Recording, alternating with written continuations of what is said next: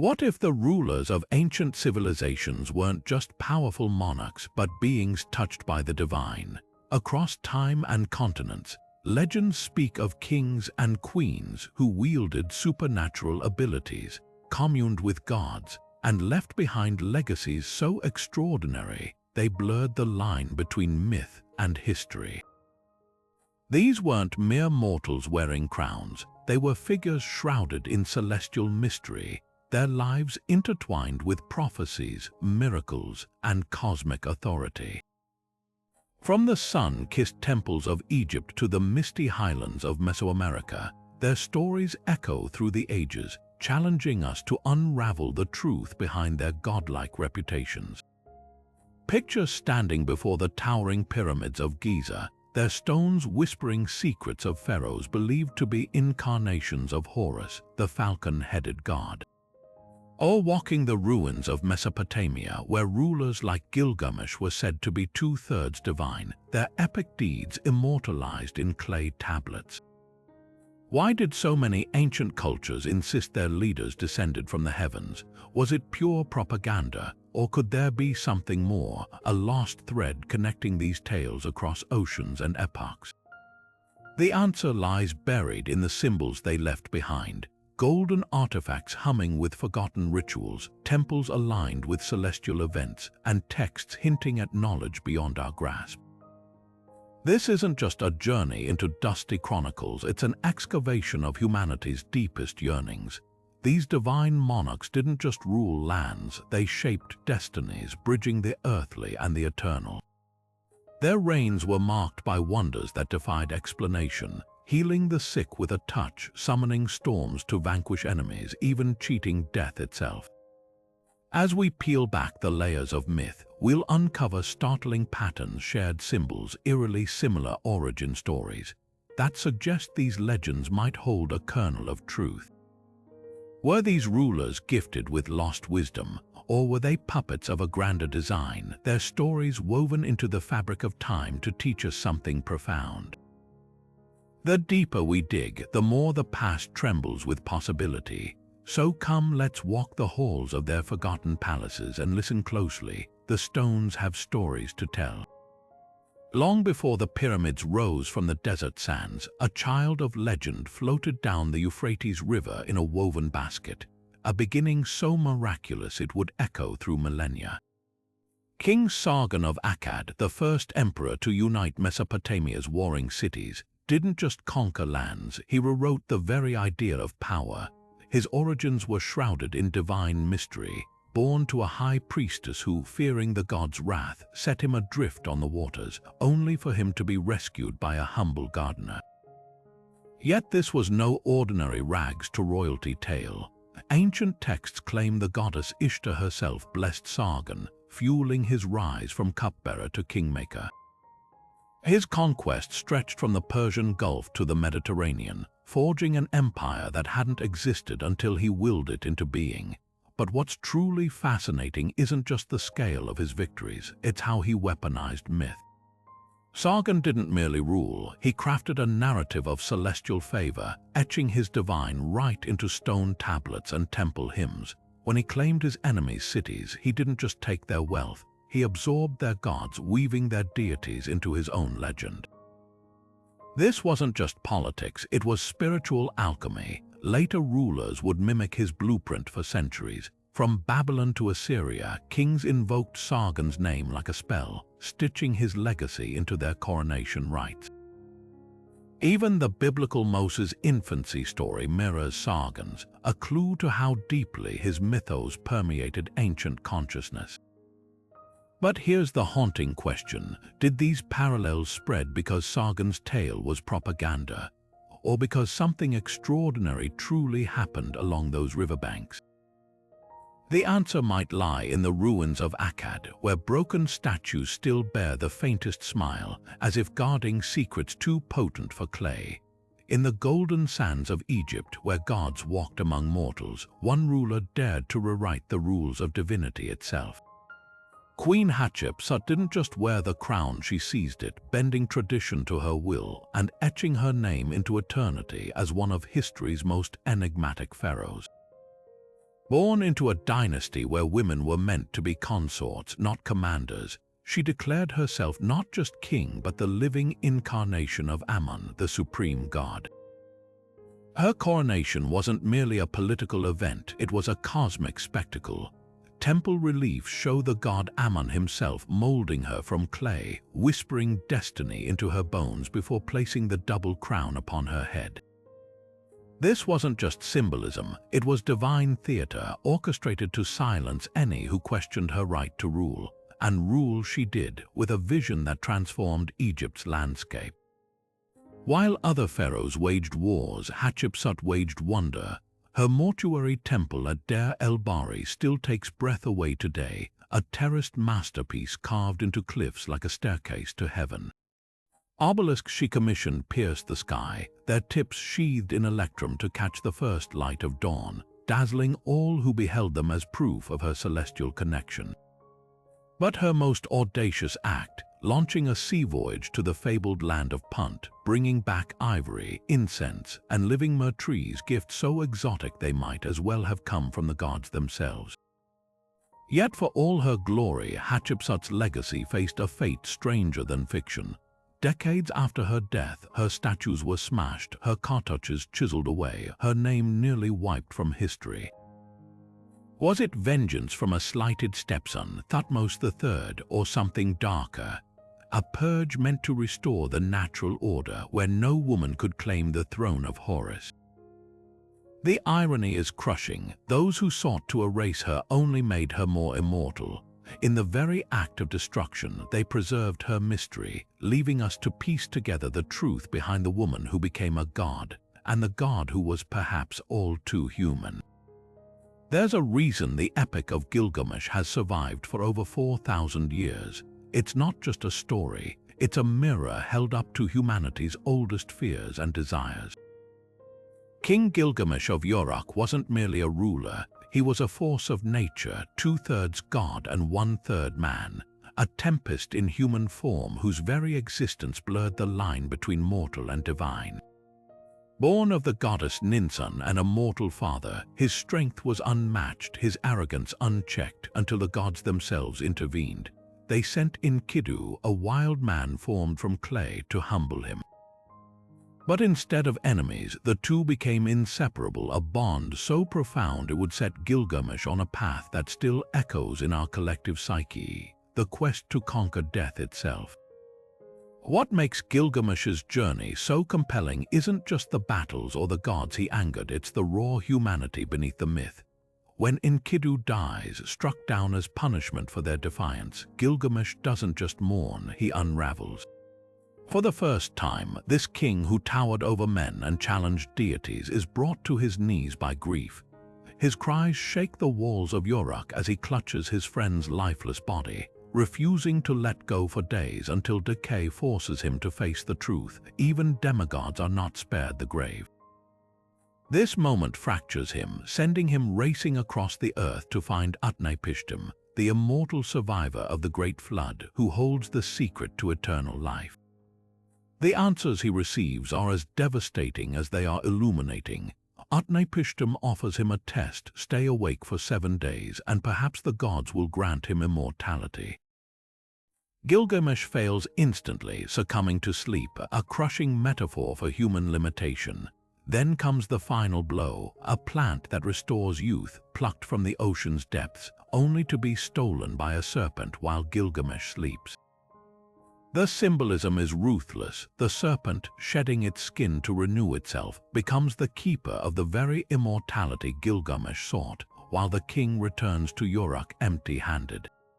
But here's the twist: the epic doesn't end in despair. Gilgamesh, once a tyrant, becomes a wiser ruler, his name etched not in eternal life but in the enduring walls of his city. The message is clear: true legacy isn't found in cheated death, but in what we build with our borrowed time. Mesopotamians didn't see their kings as untouchable gods. They saw them as bridges between heaven and earth, flawed and glorious, destined to falter yet capable of greatness. Gilgamesh's story isn't just about failure, it's about what it means to be human in a world where even the mightiest must bow to dust.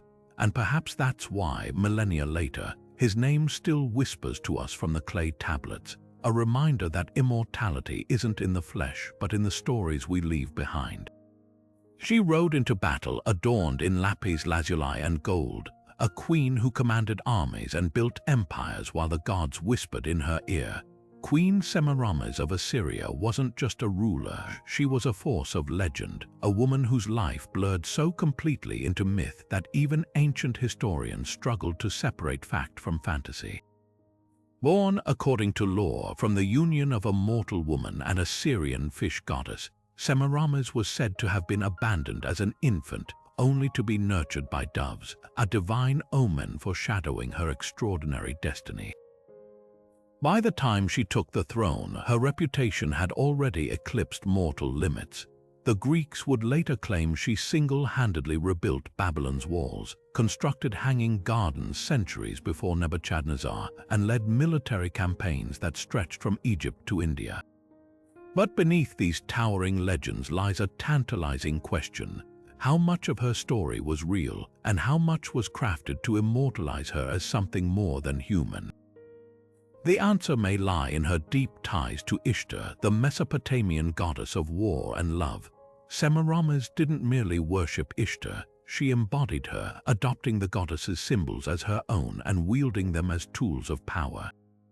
Temples erected in her honor fused her image with Ishtar's, depicting the queen wearing the horned crown reserved for deities. When she led troops into battle, it wasn't just strategy that won victories, it was the aura of divine favor, the unshakable belief that she carried the goddess's protection. One particularly vivid legend describes her disguising herself as her own son to lead a siege, her soldiers fighting with supernatural fervor, convinced Ishtar's hand guided their swords. Yet for all her mythical grandeur, fragments of historical truth peek through the tapestry of legend. The real Semiramis, likely based on the Assyrian queen Shamuramat, ruled in the 9th century BC, a widow who seized control during a precarious transition of power. Unlike her mythic counterpart, she didn't conquer continents, but she did stabilize an empire on the brink of collapse, paving the way for Assyria's later dominance. The hanging gardens attributed to her, likely a case of mistaken identity, centuries of storytelling grafting her name onto another ruler's achievements. But the persistence of these tales reveals something profound. Semiramis became a canvas for ancient fantasies of female power, a symbol of what happened when ambition met the divine. Perhaps the most haunting clue to her duality lies in her death, or rather her disappearance. Some versions claim she ascended to heaven as a dove, transforming into a goddess herself. Others say she vanished into thin air during a final battle, leaving only her crown behind. Whether she was a mortal queen elevated by legend or a figure touched by something beyond our understanding, her legacy endures as a testament to humanity's timeless urge to transform extraordinary rulers into something immortal. The stones of Assyria may not whisper her name as loudly as those of Egypt or Sumer, but the echo of her story reminds us that some figures are too vast to be contained by history alone. Beneath the sun-drenched cliffs of Crete, where the Aegean Sea crashes against ancient shores, a king's legend pulses with the thunder of his father's footsteps. King Minos didn't just rule an island, he commanded the very fabric of myth, his bloodline tracing back to Zeus himself. According to legend, his mother Europa was whisked away by the god in the form of a bull, their union birthing a dynasty that would straddle the mortal and divine. But Minos' claim to the throne wasn't handed to him, it was proven. When he prayed for a sign of his right to rule, Poseidon sent a magnificent white bull from the sea, demanding it be sacrificed in his honor. What happened next would unravel into one of antiquity's most haunting tales. Minos, either out of greed or defiance, kept the bull for himself, substituting an ordinary beast for the sacrifice. The gods don't take betrayal lightly. As punishment, Poseidon cursed Minos' wife Pasiphae with an unquenchable desire for the very bull she should have feared. The result, the Minotaur, a monstrous hybrid of man and beast, imprisoned in a labyrinth so intricate none who entered could escape. This wasn't just a story, it was a chilling metaphor for the consequences of overreach, a warning woven into the stones of Knossos. Yet the labyrinth may have been more than myth. The sprawling palace of Knossos, with its maze-like corridors and sudden dead ends, mirrors descriptions of the Minotaur's prison so closely that archaeologists still debate whether the legend grew from the ruins or the ruins were designed to embody the legend. Frescoes of bull leaping adorn the walls, hinting at rituals where humans danced with the divine or the monstrous. And here's the twist, Minos wasn't just a tyrant in these tales. He was also a lawgiver, said to receive divine decrees from Zeus every 9 years in a sacred cave. This duality, the ruthless king and the wise judge, reflects the Minoan civilization itself, a culture that built Europe's first advanced society, only to vanish into the smoke of volcanic eruptions and invading forces. The real Minos may have been a title, not a man, passed down through generations of rulers who presided over Crete's golden age. Their ships dominated the Mediterranean, their art pulsed with life, and their palaces stood without walls, a bold statement of security in an era of chaos. But when Thera erupted around 1600 BC, sending tsunamis and ash across the Aegean, the Minoans' fate was sealed. Later Greeks, finding the ruins of Knossos, might have spun the Minotaur's tale to explain the eerie bull motifs and labyrinthine halls. What lingers isn't just the horror of the Minotaur, but the tragedy of a king who reached too high. Minos' story endures because it's not just about monsters, it's about the price of power, the fragility of favor, and the way civilizations rise and fall like waves against Crete's shores. Even now, standing in the shadow of those ruins, you can almost hear the bellow of the bull, the whisper of gods, and the echoes of a king who dared to think himself untouchable. She fled across the Mediterranean with nothing but her wit and a sack of gold, a princess turned fugitive who would carve a kingdom from the African coast. Queen Dido of Carthage, known to the Phoenicians as Elissa, wasn't just a ruler, she was a living covenant between mortals and gods, her fate sealed by blood and betrayal. According to legend, her brother Pygmalion murdered her husband, the high priest of Tyre, sparking her desperate escape. But this wasn't just an exile, it was the birth of a myth. When her ships landed on the shores of North Africa, she faced a local king who scoffed at her request for land. "You may have as much as a single ox hide can cover," he mocked. Dido accepted, then sliced the hide into impossibly thin strips, encircling an entire hill. The city she built there, Carthage, would become the Mediterranean's greatest trading power, and the story of its founding would blur the lines between cleverness and divine intervention. At the heart of her legend stood Tanit, the Carthaginian mother goddess of the moon and fertility. Dido didn't merely worship Tanit, she embodied her, weaving the goddess's symbols into the very foundation of Carthage. Temples dedicated to Tanit bore Dido's likeness, their altars inscribed with crescent moons and outstretched hands, symbols of both divine and earthly power. When Dido swore oaths under Tanit's gaze, they became unbreakable bonds. This sacred connection took a tragic turn when the Trojan hero Aeneas, shipwrecked on her shores, became her lover.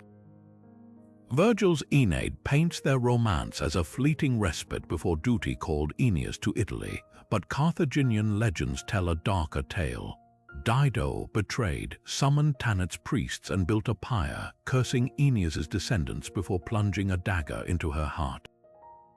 As flames consumed her, she became more than a queen. She became a warning, her dying breath binding Carthage and Rome in eternal enmity. Virgil's retelling transformed Dido from a cunning founder into a lovesick tragic figure, reshaping her legacy to suit Roman propaganda. Yet even in this softened version, her power lingers. The Aeneid describes her not as a pawn of fate, but as a woman whose passion burned as fiercely as her city's funeral pyre. The real historical Dido, likely a composite of Phoenician leaders, fades behind these layers of myth, but her cultural imprint is undeniable. Excavations of Carthage reveal child-sized burial urns labeled with Tanit's name, suggesting rituals that may have inspired grisly rumors among Rome's historians. Whether slandered or sanctified, Dido's story endures as a testament to how empires are born from both brilliance and sacrifice. What makes her legend so haunting isn't just the romance or the pyre, it's the unresolved tension between the woman and the symbol. Dido the refugee, Dido the architect, Dido the scorned lover. Each version reflects a civilization's struggle to define itself against the tide of history. The ruins of Carthage, now scattered beneath modern Tunis, still whisper her name, a reminder that even the mightiest cities rise from the dreams and delusions of those who dare to bargain with gods. He built a temple lined with gold, commanded spirits, and spoke the language of birds. King Solomon of Israel wasn't just a ruler, but a man who danced on the edge of the divine. His name alone conjures images of unmatched wisdom, of a kingdom where justice flowed like water and the supernatural bowed to human will. Born to King David and Bathsheba, Solomon's rise was marked by a moment of eerie clarity. When God appeared to him in a dream, offering anything his heart desired, the young king didn't ask for wealth or long life, only the discernment to govern his people well. This request pleased the divine so deeply that Solomon received not just wisdom but riches and glory beyond measure, yet this gift came with a shadow. The same mind that could unravel the trickiest disputes would later buckle under the weight of its own ambitions. At the heart of Solomon's legend lies his ring, a seal said to bear the true name of God, granting him authority over demons, winds, and even time itself. Jewish and Islamic traditions describe how he used this power to enslave entire legions of spirits, forcing them to build his temple with stones that moved of their own accord. One particularly vivid tale tells of Solomon commanding the demon Asmodeus to reveal the shamir, a mythical worm capable of cutting through stone without sound or tool. With it, he shaped the temple's foundation block so precisely that not a single hammer blow was heard, a silence befitting a house for the divine. But here's the chilling twist: the ring's power came with a price. Some texts claim that when Solomon grew prideful, the demons revolted, tricking him into removing the ring and casting him into exile. For years, they say, a doppelganger ruled in his place while the true king wandered as a beggar, learning humility before reclaiming his throne. Beyond the Bible, Solomon's story spirals into realms of magic and mystery. The Testament of Solomon, an ancient Greek text, reads like a supernatural field manual, detailing how he bound demons by name and forced them to reveal their weaknesses. In Ethiopian tradition, he fathered a dynasty with the Queen of Sheba, their son Menelik stealing the Ark of the Covenant and carrying it to Axum, where it's said to remain hidden. Even the Quran honors him as a prophet who could understand ants and speak to hoopoe birds, his armies of men and jinn marching under his banner. Yet for all his grandeur, Solomon's tale is ultimately one of paradox. The wisest man alive still couldn't resist the very temptations he warned others against. His 700 wives and 300 concubines, many from foreign lands, led him to build altars to their gods, a betrayal that fractured his covenant with Yahweh. By the end, his kingdom splintered, his treasures couldn't buy peace, and the temple he built with demon labor fell to invaders. The lesson lingers like incense in a ruined sanctuary. Even those who walk with gods remain mortal, flawed, and bound by the same frailties as the rest of us. Solomon's legacy isn't just in the gold or the ghosts he commanded, it's in the warning etched between the lines of his story, a whisper across 3 millennia that brilliance without balance is a palace built on sand. She sailed into Tarsus on a barge with sails dyed purple and rigged to exhale perfumed smoke, her arrival staged like the epiphany of a goddess. Cleopatra VII didn't just rule Egypt, she became Egypt, transforming herself into the living embodiment of Isis, the mother of gods, whose magic could resurrect the dead and command the stars. But this was no mere costume. When she stepped onto the docks to meet Mark Antony, her every movement was calculated. The golden cobra diadem coiled around her brow, the translucent silk woven with celestial patterns, even the way she extended her hand, palm up, as if offering blessings rather than greetings. This wasn't just seduction, it was divine theater, a performance meant to blur the line between queen and deity in the eyes of Rome's most powerful general. Her reign was a masterclass in political alchemy. Unlike her predecessors, Cleopatra didn't rely solely on her Ptolemaic bloodline, she weaponized myth. Coins minted during her rule showed her as Isis nursing her son Caesarion, a direct challenge to Rome's patriarchal order, framing her child as both heir to Egypt and the product of a divine union with Julius Caesar. When she named Antony the new Dionysus during their infamous alliance, she wasn't just flattering him. She was grafting him onto Egypt's theological framework, positioning their romance as a cosmic event.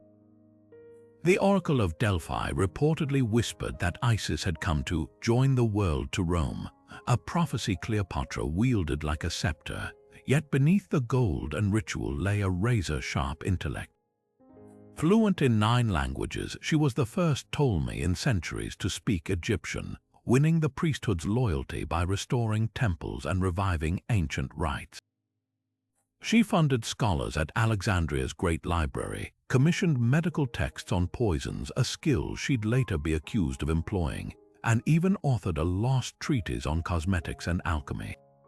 The same woman who bathed in donkey milk to preserve her beauty also negotiated trade deals that made Egypt the Mediterranean's breadbasket, her grain reserves keeping Rome from starvation during civil wars. But history, as always, favors the victor's narrative. Rome's smear campaign painted her as a sorceress who ensnared men with witchcraft, reducing her to a cautionary tale about feminine ambition.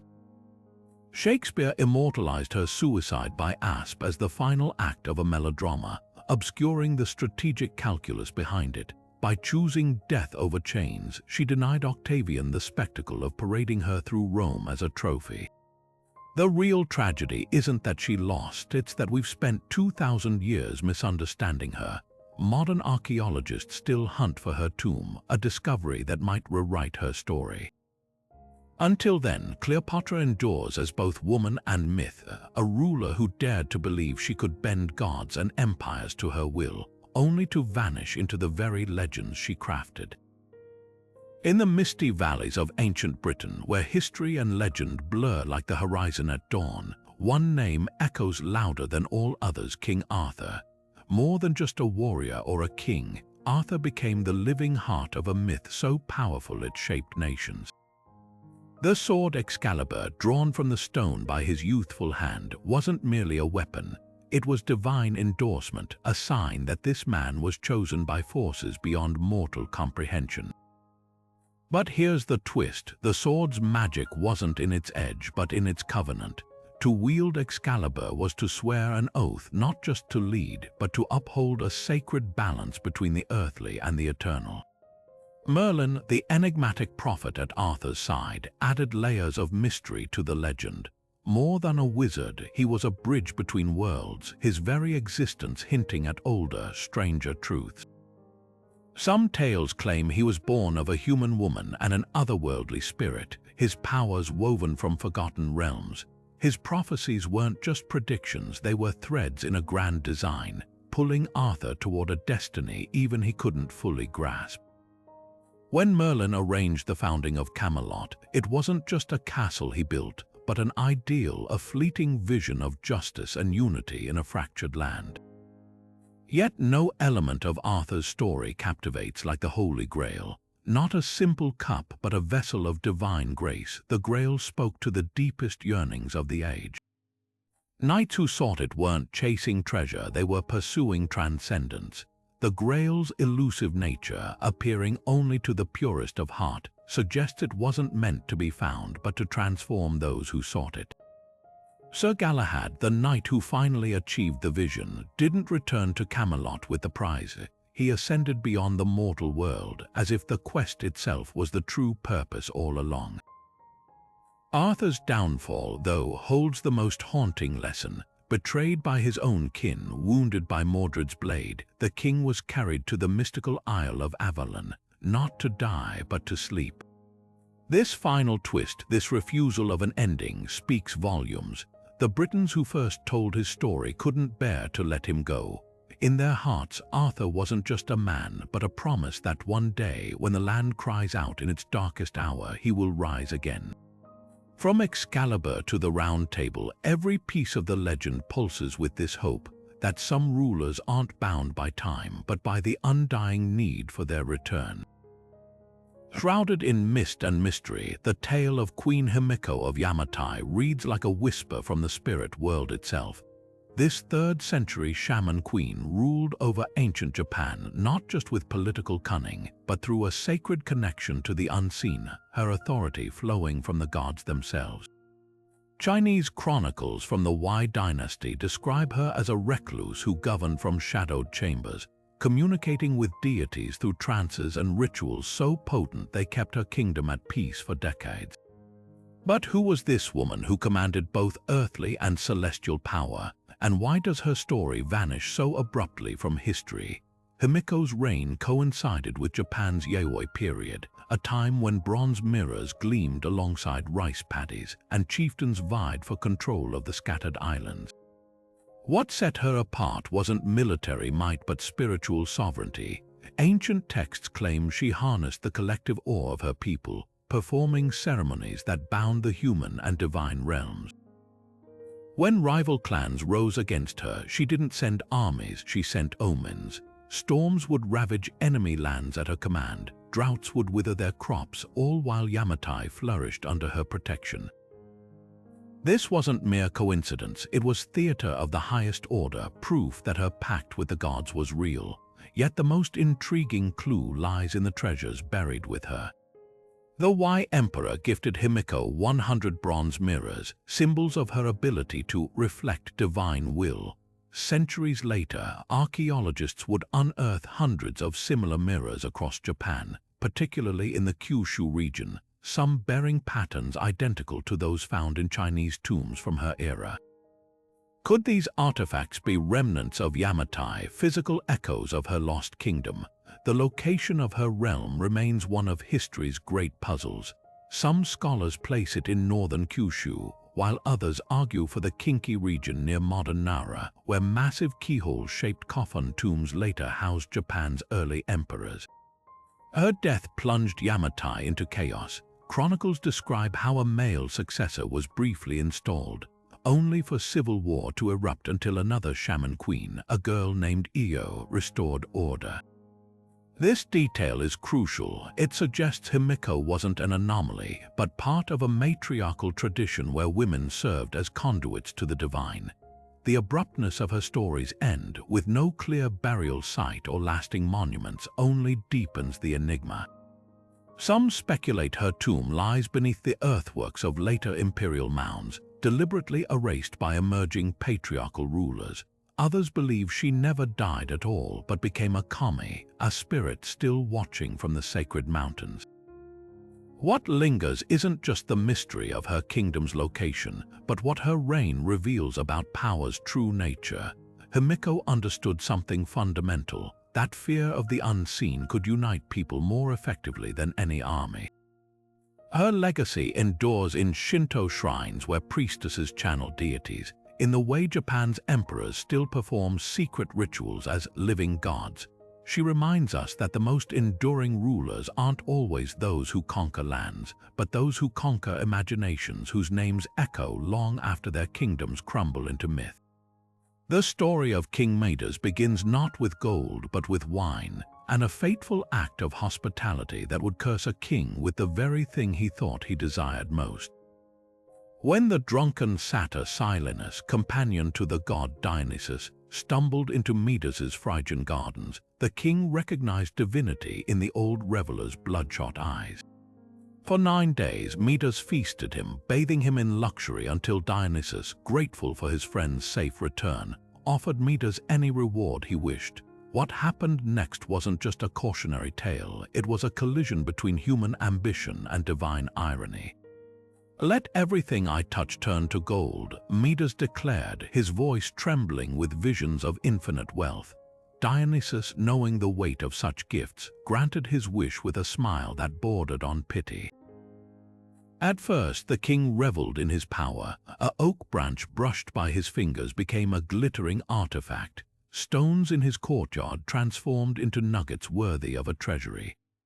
But the horror dawned swiftly when he raised a goblet to his lips. The wine hardened into metallic sludge against his teeth. Bread crumbled into inedible gilt dust between his fingers. Even his beloved daughter, rushing to embrace him, stiffened into a golden statue under his touch. This wasn't wealth, it was a prison, each golden object a mocking monument to his short-sightedness. The myth cuts deeper than a simple lesson about greed. Midas's tragedy lies in his failure to understand that value isn't universal. What makes wine precious is its ability to be drunk. What makes a child priceless is their warmth, their breath. By reducing the world to a single metric of worth, he obliterated the very things that gave life meaning. Desperate, Midas pleaded with Dionysus for release, his hands now instruments of starvation clasped in prayer. The god relented, instructing him to wash away his curse in the river Pactolus. As the waters carried the golden touch downstream, something remarkable happened. The riverbed itself glinted with gold dust for centuries after, a geological coincidence that ancient Lydia, descended from Phrygia, would later exploit to mint the world's first standardized coins. Here, myth brushes against history. The real-life Pactolus River did indeed flow with electrum, a gold-silver alloy that funded the Lydian Empire's economic revolution.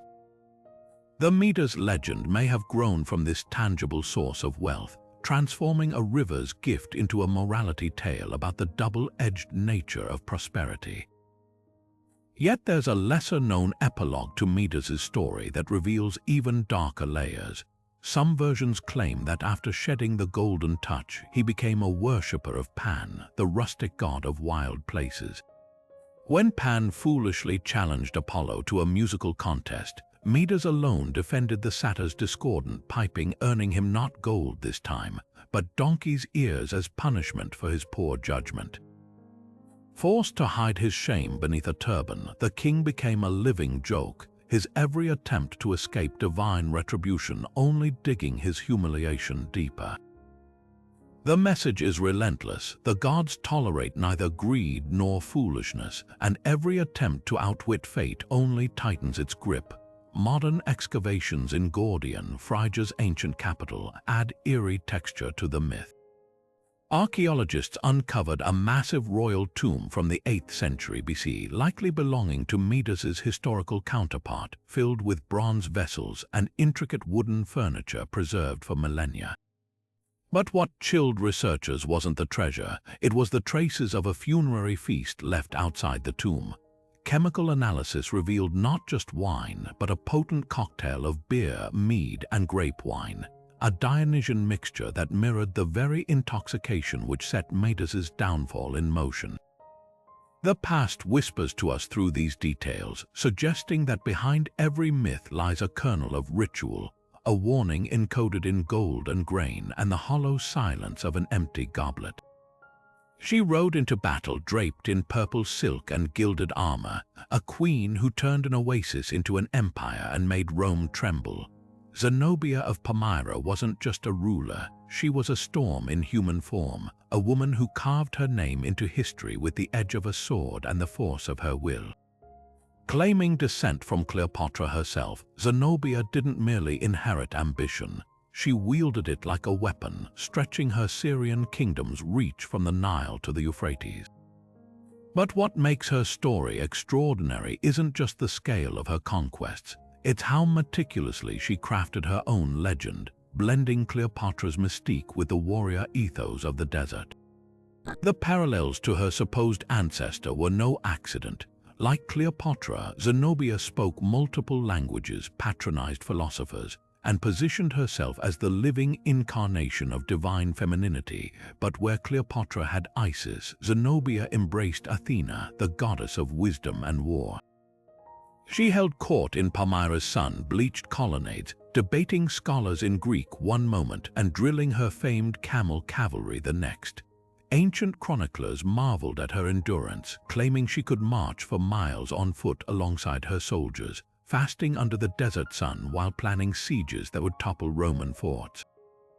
When she seized Egypt in 270, she didn't just conquer it, she revived its identity, minting coins with her face beside the hieroglyphs, as if stitching her legacy into the very fabric of pharaonic myth.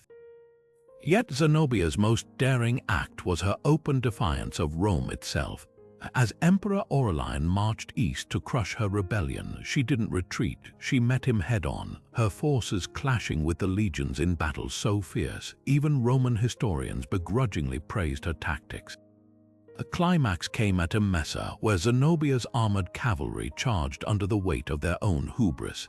Legend claims she fled the battlefield on a racing dromedary, only to be captured at the Euphrates' edge.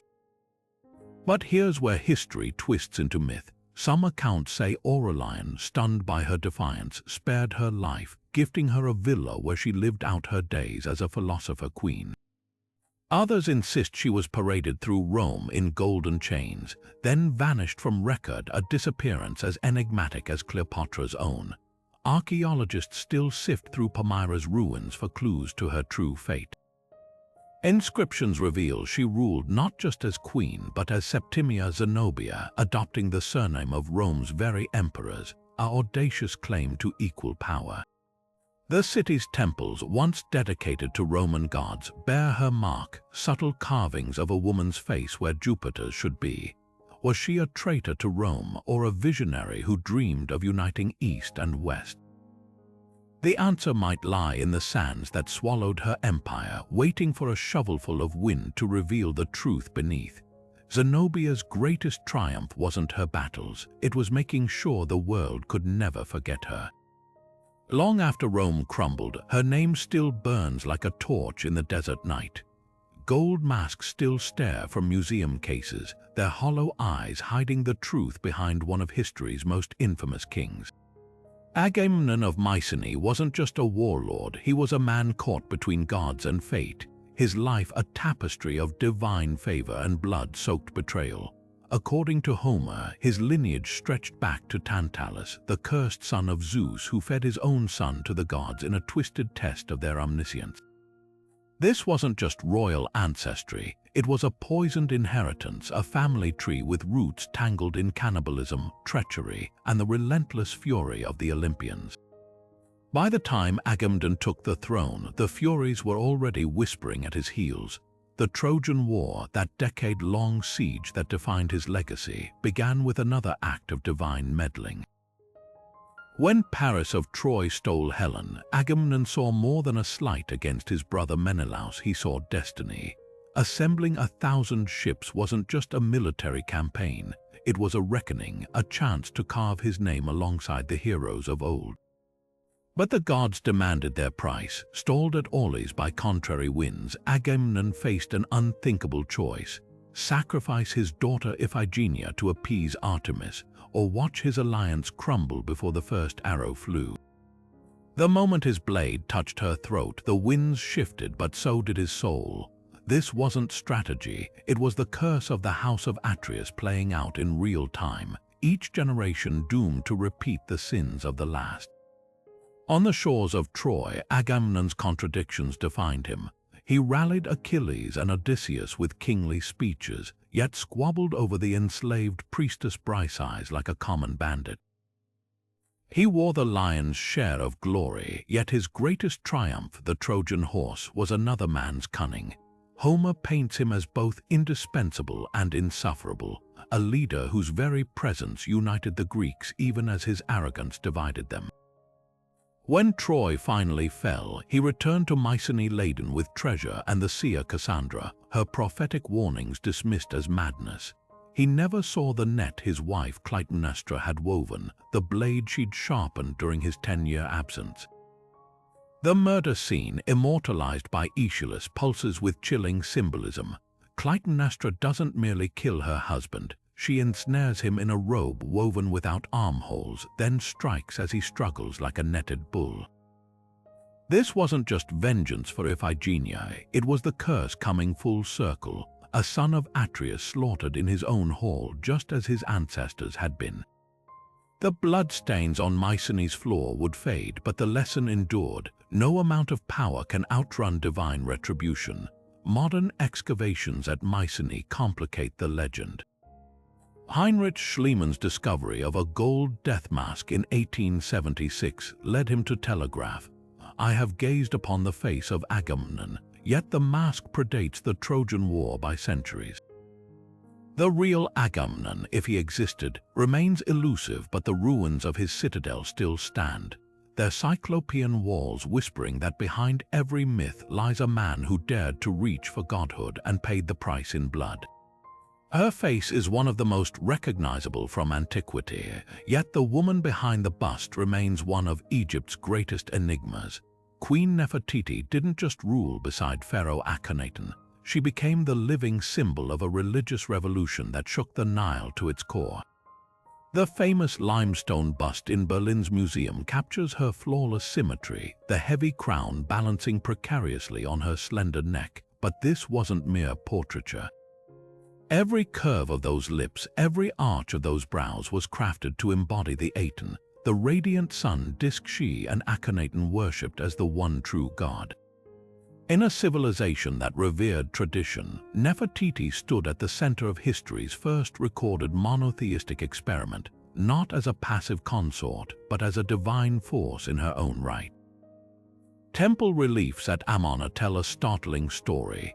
Here, Nefertiti doesn't linger in the background. She strikes down enemies with a ceremonial mace, offers sacrifices to the Aten, and even appears in scenes traditionally reserved for pharaohs alone. One carving shows her driving a chariot alongside Akhenaten, their bodies bathed in identical rays of divine light, an unprecedented fusion of royal and celestial power. Historians once dismissed these images as artistic license, but recent discoveries confirm her authority went far beyond symbolism. A broken block unearthed in 2012 bears the inscription, "Great Royal Wife, His Beloved Mistress of Upper and Lower Egypt," followed by the explosive phrase, "Ruler of the Nile." This wasn't just flattery, it was theology. In the new religion of the Aten, Nefertiti became the feminine counterpart to the sun god's glory, her very existence proof of divine balance. Then, around year 14 of Akhenaten's reign, the record fractures. Nefertiti vanishes from monuments, her name chiseled away in places, leaving scholars to debate whether she fell from favor, died suddenly, or more intriguingly assumed a new identity. Some argue she transformed into the mysterious co-regent Smenkhkare, ruling alongside Akhenaten in male guise.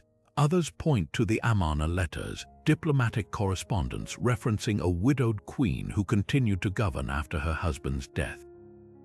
The most tantalizing clue lies in tomb KV21 in the Valley of the Kings, where two mummies were found, one possibly Nefertiti's, though decay and ancient looters left little to confirm. What makes her disappearance so haunting is the context. When Akhenaten's revolution collapsed, his successors worked feverishly to erase all traces of the Aten heresy. Temples were dismantled, names scratched from walls, and the capital abandoned to the desert sands. Yet even in this purge, Nefertiti's memory proved indestructible. The very act of trying to obliterate her only magnified her mystery.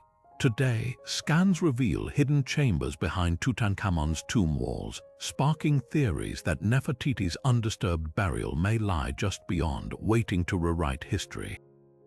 Whether visionary, heretic, or political mastermind, her legacy endures in the questions she left unanswered.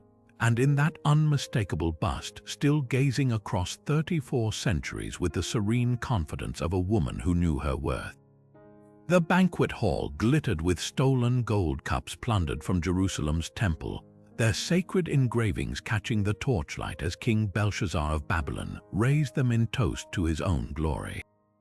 This wasn't just a feast, it was an act of defiance, a deliberate provocation to the God of the conquered Hebrews. According to the book of Daniel, the revelry reached its peak when a disembodied hand appeared, its fingers etching 4 Aramaic words into the palace plaster: Min, Tekel, Upharsin. The message was cryptic, but its meaning would unravel the empire. God has numbered your kingdom, weighed you in the balance, and found you wanting. By dawn, Babylon would fall, and Belshazzar's name would become synonymous with divine reckoning. Historians once dismissed the tale as pious fiction until cuneiform tablets unearthed in the 19th century revealed a startling truth. Belshazzar wasn't some invented villain. He was very real, the eldest son of King Nabonidus, who ruled Babylon while his father retreated to Arabia's deserts for a decade-long spiritual quest. Clay cylinders describe Belshazzar as regent, governing from the legendary Ishtar Gate while Nabonidus restored moon god temples. This split monarchy explains why Daniel's account calls Belshazzar king despite his official title, and why his hubris carried such catastrophic weight. Left unsupervised, he doubled down on Babylon's decadence, ignoring Cyrus the Great's Persian armies amassing just beyond the city's supposedly impregnable walls. The writing on the wall episode crackles with symbolic layers. The stolen temple vessels weren't mere loot, they represented Babylon's habit of absorbing conquered people's gods into their pantheon, a theological imperialism that Daniel's God refused to tolerate. The words themselves played on Babylonian currency. Min echoed the mina, tekel the shekel, and parsin half minas, a divine audit declaring the kingdom's spiritual bankruptcy. When Daniel interpreted the message, he didn't sugarcoat it. Belshazzar's arrogance had exhausted divine patience. That very night, according to both scripture and the Cyrus cylinder, Persian engineers diverted the Euphrates, slipping troops beneath the river gates while the court slept off their wine. Archaeology paints an eerie postscript. Excavations at Babylon reveal a hastily abandoned banquet hall, with shattered drinking vessels and overturned furniture frozen in time.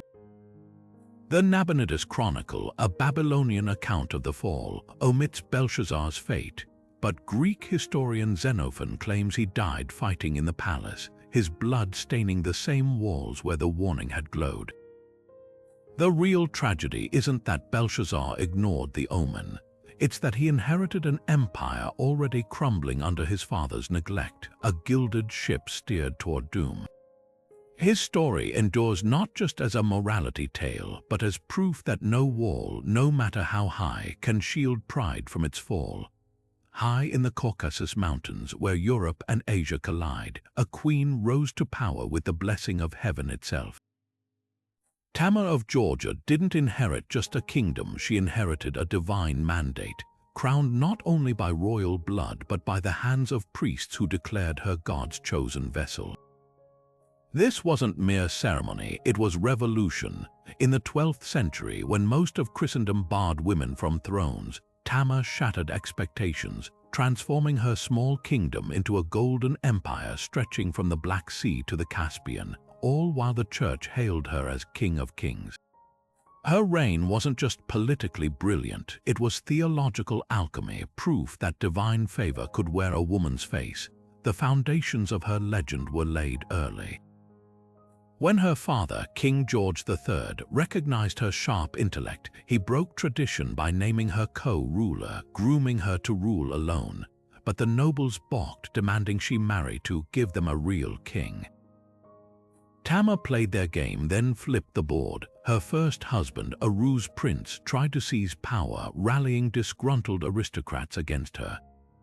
What happened next became folklore. Tamar didn't beg for mercy or compromise. She annulled the marriage, exiled the traitors, and handpicked a second husband, a loyal Alan prince who understood his role was consort, not monarch. This wasn't just strategy, it was a masterclass in redefining power structures while keeping the church firmly in her corner. under her rule, Georgia didn't just survive, it thrived. Tamer's court became a beacon of learning, where philosophers debated under frescoed ceilings and poets penned epic verses comparing her to the Virgin Mary. Her military campaigns expanded borders without brutality. Instead of slaughtering conquered cities, she built churches in them, weaving faith and dominion into a single tapestry. The famed Shota rustavely dedicated the knight in the panther's skin to her, a literary monument that still defines Georgian identity today.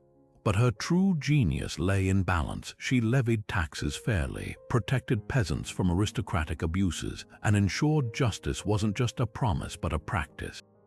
What cements Tamer's divine aura, though, are the miracles. Chronicles describe how she prayed before battles and storms would scatter enemy forces, how her banner embroidered with a fiery cross seemed to glow before victories. When she died, legend claims her body vanished from its tomb, ascending like a saint's. Modern historians might dismiss these tales as propaganda, but the deeper truth remains. Tamer convinced an entire civilization that her rule wasn't just legitimate but ordained. Even now, when Georgians speak her name, they don't say Queen Tamer, they say King Tamer, a linguistic quirk that captures her unparalleled legacy. The mountains may have borne her kingdom, but it was her vision that lifted Georgia into the heavens. In the windswept plains of ancient Persia, a child destined to become the world's first humanitarian conqueror was born under circumstances so extraordinary, even his enemies would later call it fate. King Cyrus the Great's origin story reads like a divine script abandoned at birth, according to legend, after his grandfather dreamed the boy would one day overthrow him. Left to die in the wilderness, he was nursed by a shepherd's wife whose own stillborn child was secretly replaced with the infant prince, a deception that would shape history. But this wasn't just another royal myth. It was the foundation of a new kind of kingship, one where mercy and conquest walked hand in hand. Cyrus's rise to power defied every expectation. Unlike the brutal warlords who carved empires through terror, he welded nations together with a radical idea: respect for the vanquished. When he captured Babylon in 539 BC, he didn't parade the defeated king in chains or burn temples to the ground. Instead, he issued the Cyrus Cylinder, a clay declaration now hailed as the first charter of human rights, promising to restore exiled peoples to their homelands and rebuild their sacred sites. To the Jews languishing in captivity, this was nothing short of miraculous. Their return to Jerusalem under Cyrus's decree was later celebrated in the Bible as divine intervention. But here's the twist: Cyrus wasn't just being pragmatic. His actions flowed from a profound Zoroastrian belief in Ashar, the cosmic principle of truth and order. To him, ruling wasn't just about power, it was a sacred duty to uphold harmony among all peoples under heaven's gaze. The myths surrounding Cyrus only deepened his aura of celestial favor. Herodotus recounts how, as a young noble, Cyrus's identity was revealed when he spontaneously organized a group of boys into a mock army. His natural leadership so striking that his grandfather, recognizing the prophecy's fulfillment, let him live. Zoroastrian texts go further, describing his birth as overseen by Ahura Mazda, the wise lord, who gifted him with Fa, the glowing halo of divine kingship visible only to the righteous.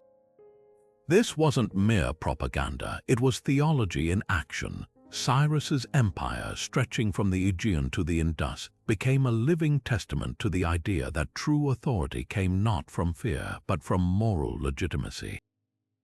Even his death became legend. Falling in battle against the Massagetae, a nomadic tribe led by the fierce Queen Tomaris, Cyrus met an end both brutal and poetic.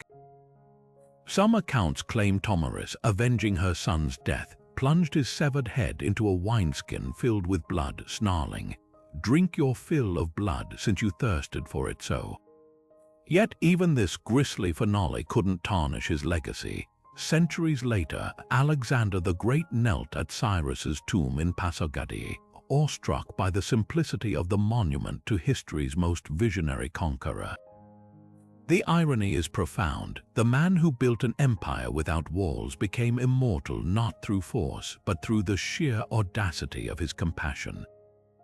In a world where kings were expected to be dread-inspiring, Cyrus dared to be just and rewrote the rules of power forever. The earth trembled beneath the wheels of her chariot as Queen Boudicca of the Iceni rode into battle, her fiery hair whipping like a banner against the smoke-choked sky. This wasn't just a rebellion, it was a storm of vengeance unleashed by a woman who'd been wronged not just as a queen, but as a mother. When Roman soldiers flogged her and violated her daughters after her husband's death, they didn't realize they'd awakened something far more dangerous than anger. They'd ignited a holy war, one that would burn its way into history with the name of a goddess etched into every flame, Andraste, the Celtic deity of victory, whose voice whispered in Boudicca's ear as she rallied the tribes of Britannia. The revolt began with calculated fury.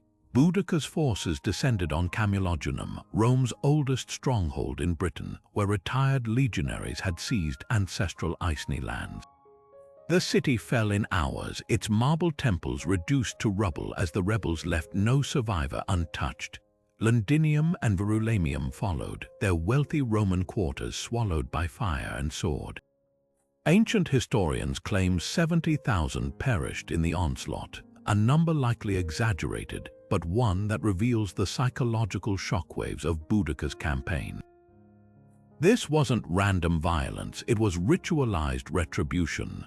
Warrior queens held sacred status in Celtic culture, seen as conduits between the earthly and divine. When Boudicca sacrificed captured Roman women to Andraste in groves of oak, she wasn't just seeking favor, she was restoring a cosmic balance shattered by imperial arrogance. Yet for all her tactical brilliance, Boudicca's greatest weapon was symbolism. She fought not with armor, but in a flowing tunic and golden torque, her chariot flanked by druids chanting invocations. Every detail sent a message. This was a war of spirit as much as steel, a reclaiming of Britain's soul. Even her battle speeches, recorded by Roman chroniclers, though undoubtedly embellished, crackle with prophetic fire. "Win this battle or perish," she allegedly roared. "That is what I, a woman, plan to do. Let the men live as slaves if they will." The irony is piercing. The Romans, who dismissed women as politically insignificant, now faced a foe whose gender only magnified her power in the eyes of her people. The final confrontation came somewhere along Watling Street, where Roman governor Gaius Suetonius Paulinus, though outnumbered, exploited Boudicca's lack of military discipline. His legions formed a deadly wedge, their tight formations cutting through the rebel forces like a scythe.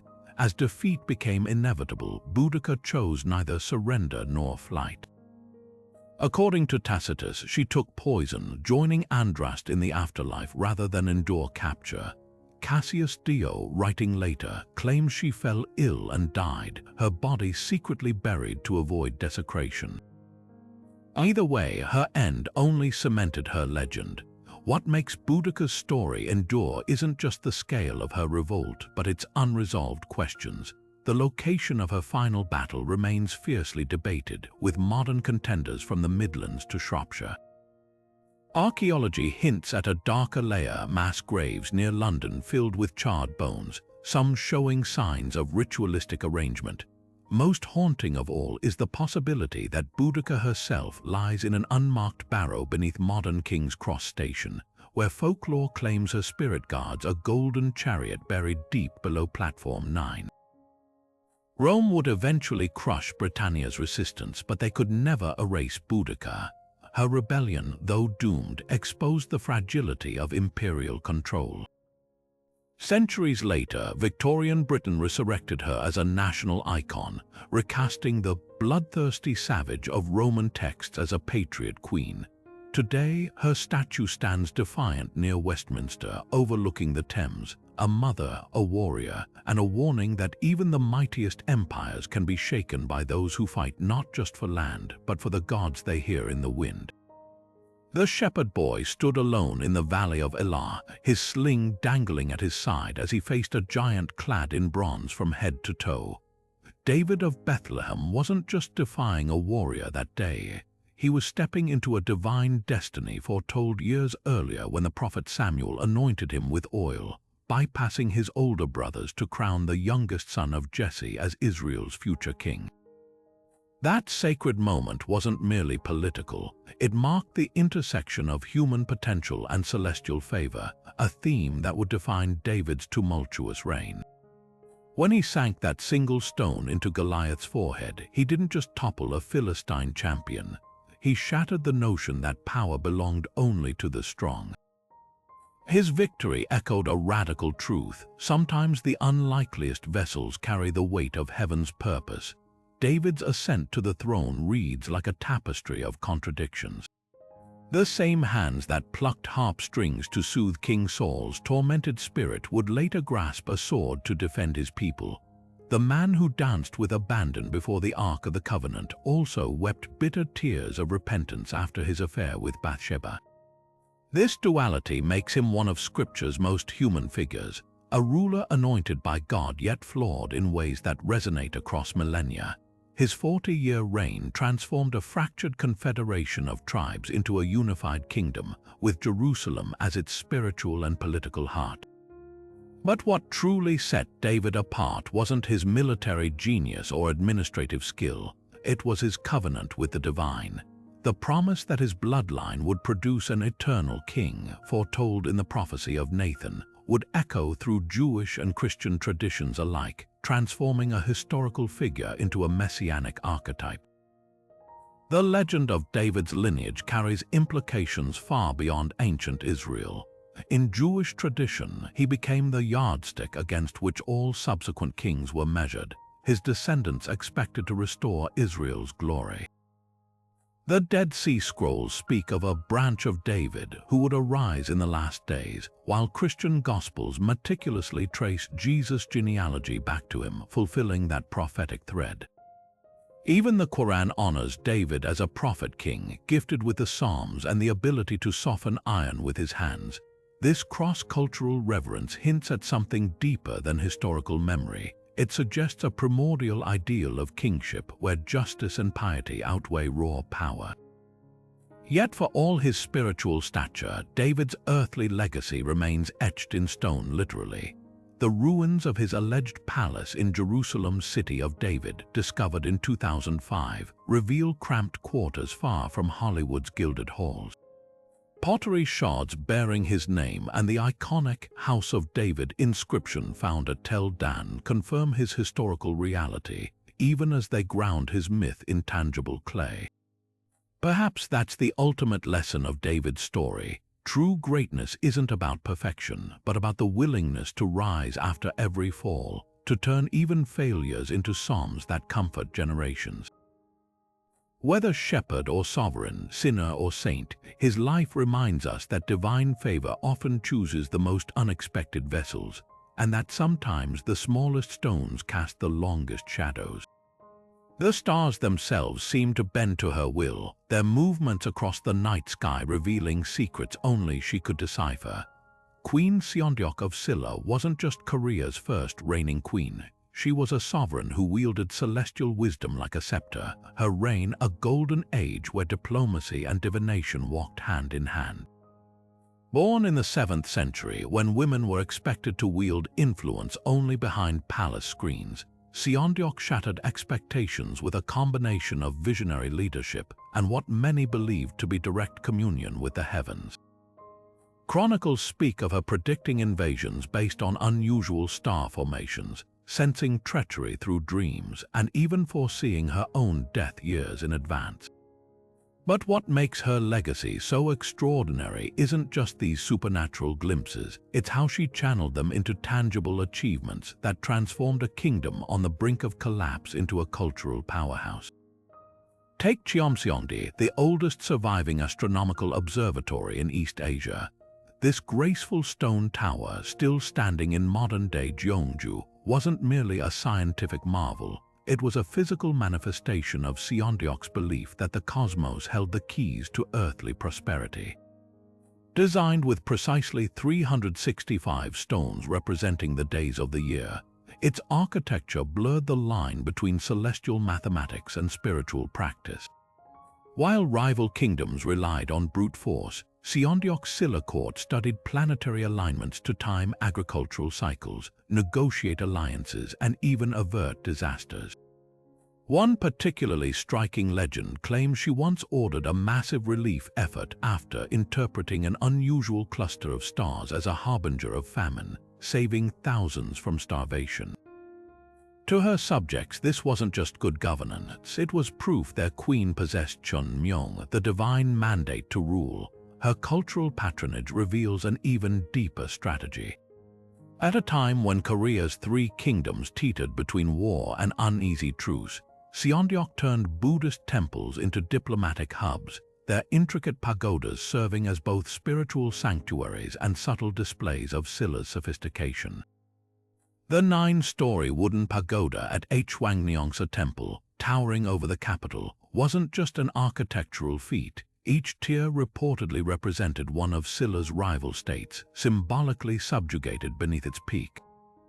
This fusion of faith and statecraft reached its zenith when she dispatched the scholar-monk Jajang to China, returning with sacred relics that positioned Scylla as Buddhism's Korean torchbearer.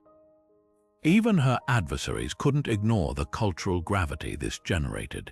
It's said the Beach King once abandoned a siege after witnessing the ethereal glow of lanterns Siondiok had ordered lit along the fortress walls, believing them to be supernatural defenses.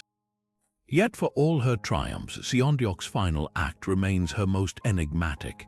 Historical records describe how she gathered her ministers months before her passing, announcing the exact date of her death with eerie calm.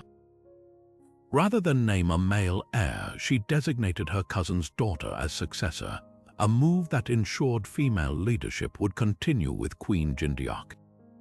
Some scholars argue this was pure political calculation, securing the throne for her faction, but temple murals and oral traditions suggest a more mystical interpretation, that Siondiok, through years of meditation and stargazing, had unlocked the ability to glimpse the threads of fate, weaving her own exit as carefully as she'd woven Scylla's golden age. Today, walking through Jeongju's ruins, you can still feel her presence in the weathered stones of Cheomseongdi, in the lotus-shaped carvings of ancient temples, even in the local folklore that claims certain constellations shine brighter over Scylla's old capital. Her story challenges our modern skepticism, asking whether her famed prophecies were brilliant intuition reframed as mysticism or something far more extraordinary. Perhaps the truth lies in between, a ruler so attuned to the rhythms of earth and sky that her wisdom seemed, even to contemporaries touched by the divine. The labyrinth wasn't just a prison for the Minotaur, it was the proving ground for a prince who would redefine what it meant to rule. Theseus of Athens arrived on Crete not as a conqueror, but as one of 14 tributes sent to feed the beast, his identity hidden among the doomed youth. Yet from the moment he volunteered to take his father Aegeus's place, his story became a masterclass in how myth and governance intertwine. The son of both mortal king and Poseidon, depending on which legend you believe, Theseus embodied the tension between human agency and divine favor. His famous unraveling of Ariadne's thread wasn't merely clever, it symbolized the Athenian ideal of reason triumphing over brute force, a founding principle of the democracy he'd later inspire. Digging deeper into his parentage reveals startling layers. The Homeric hymns claim Poseidon fathered him, explaining his supernatural strength and connection to the sea. Yet Athenian tradition insisted Aegeus was his mortal sire, making his triumphs a testament to human potential rather than godly intervention. This duality wasn't accidental. By allowing both versions to coexist, ancient storytellers crafted a hero who could speak to sailors praying for Poseidon's mercy and philosophers debating civic virtue in the agora. The famous moment Aegeus threw himself from the Acropolis, misinterpreting his son's black-sailed ship as a sign of failure, became a cautionary tale about communications fragility in leadership, a lesson later Athenian orators would reference for centuries. Theseus's greatest legacy, though, wasn't slaying monsters, it was dismantling the structures that created them. Upon returning to Athens, he abolished the archaic system of regional courts, unifying Attica under one central government. His reforms granted common citizens unprecedented participation, planting early seeds for democracy. The synoikismos, the bringing together of dwellings, wasn't just political reshuffling, it reimagined power as collective rather than dynastic. Plutarch recounts how Theseus famously declared, "In name a monarchy, but in reality a commonwealth," surrendering absolute authority to establish courts and local councils. This radical shift mirrored his labyrinth strategy, replacing chaos with orderly systems, whether in stone corridors or civic institutions. Yet the myths refused to let him be purely heroic. His abandonment of Ariadne on Naxos, whether callous or divinely compelled, tainted his record, as did his disastrous marriage to Phaedra that ended in Hippolytus's tragic death. These flaws weren't narrative accidents, they underscored Athens' ambivalence about its founding hero.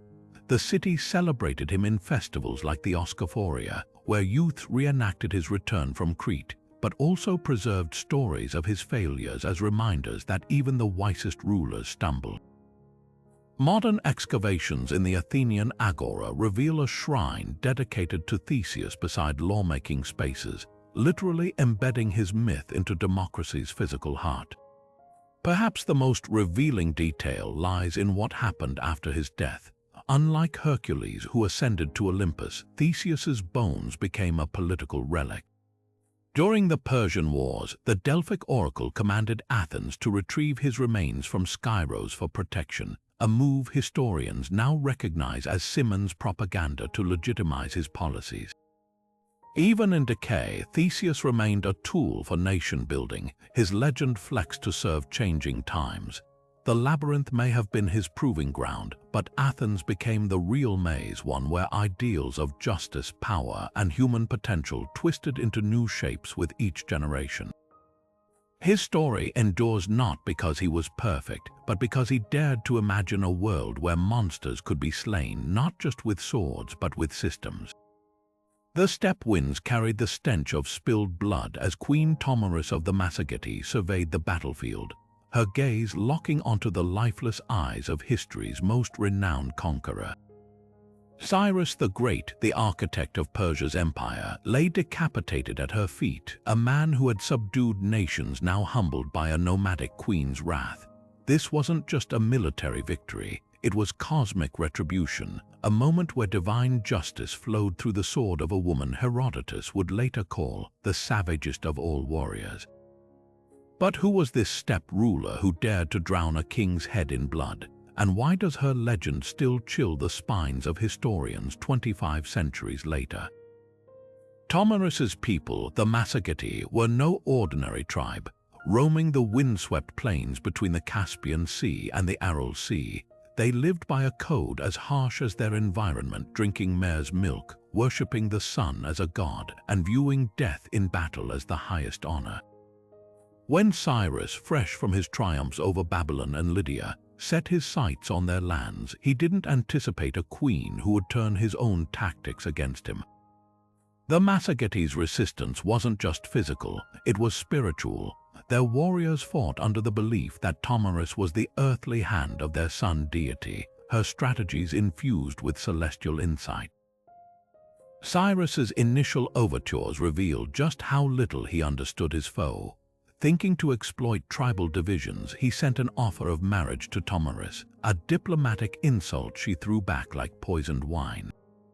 "Rule your own people and endure to look upon us governing ours," she snapped, according to Herodotus. When Cyrus resorted to treachery, leaving a feast of drugged wine to ambush her son Spargipises and his drunken warriors, Tomarus's response became the stuff of legend. "Glut yourself with blood now," she allegedly wrote to Cyrus, for I swore by the sun to give you your fill of it." The final confrontation was a masterpiece of psychological warfare. Thomiris lured Cyrus's forces deep into the steppe, where the Persian war machines, chariots, and siege engines meant nothing in the trackless grasslands. Massageti horse archers, raised on horseback since childhood, picked off the invaders while feigning retreat, stretching Persian supply lines to breaking point.